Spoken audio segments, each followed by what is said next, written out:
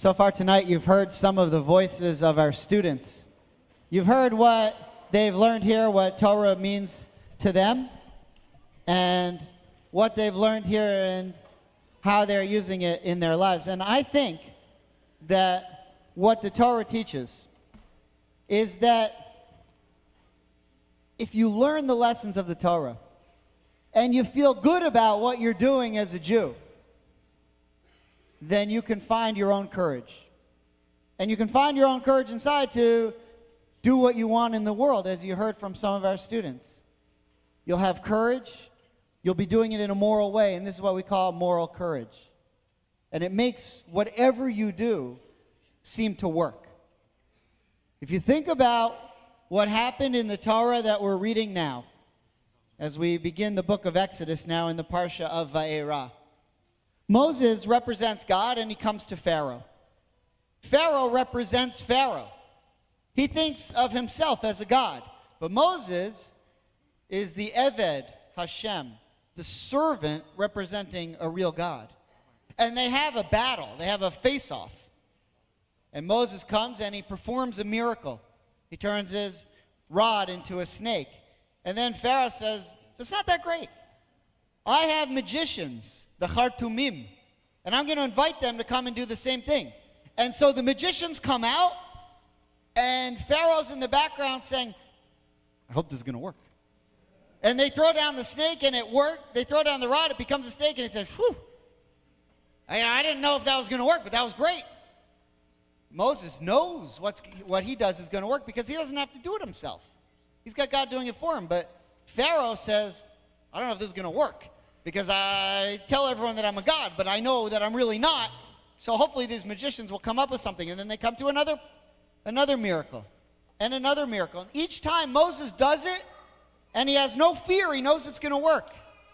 And each time, Pharaoh looks at it and says, "Hey, I hope it works." And for Moses, it works, and it works, and it works all the way through the 10 plagues. And Pharaoh tries, and it works, and it works, and it works. And then it doesn't work, and he can't keep up.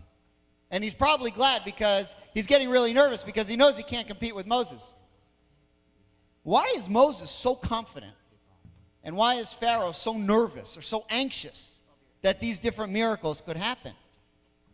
Because Moses knows that he represents God.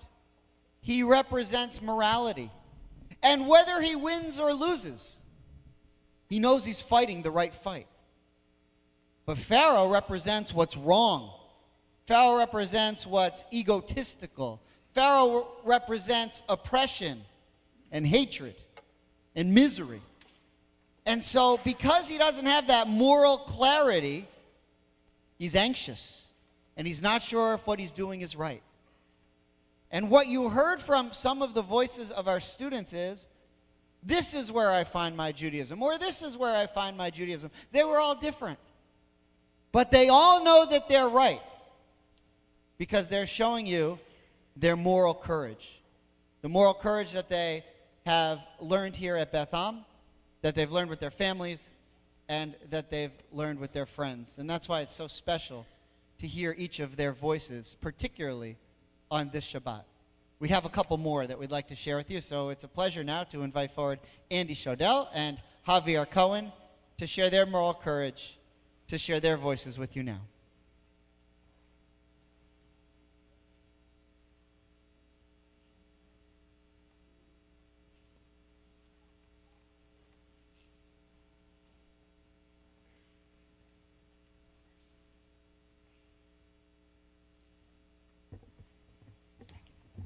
The first time I came to Beth Am was around kindergarten, and I rose up year by year until I finally graduated 5th grade. My journey through elementary school included trips to places like the Everglades, Kennedy Space Center, and Pennsylvania, but the true element that made the trips fun was the people who went on them. Beth Am has always had a strong community, whether it be in the elementary school or religious school. There are always people ready to pick you up, help you out, or enhance the kind of person you are. Those are just a few benefits of having such a closely knit web of dedicated congregants, too tight to let anyone fall through. As my favorite African proverb says, if you want to go quickly, go alone. If you want to go far, go together.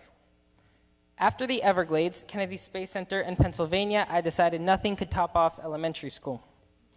Just to be clear, that was before I traveled to Washington, D.C. with confirmation. When I try to think of why this trip was one of the coolest experiences of my life, my first thought is, duh, it's Washington. A quintessential physical and social place which embodies the power of congregating, the strength of unification, and the unmitigated vigor of voice. But then something else comes to mind. Since the end of my elementary school years, my relationship with my Beth friends has gotten a lot closer. And I know that if I had gone to Washington with a different group of people, it would not have been nearly as exciting or meaningful. Washington, D.C. will always be Washington, D.C., and the place itself cannot change our experience. We make our experience, and as a tight group, take the most that Washington has to offer. I am forever grateful for the opportunity to travel to Washington, D.C. with some of my closest friends and come away even closer. Thank you.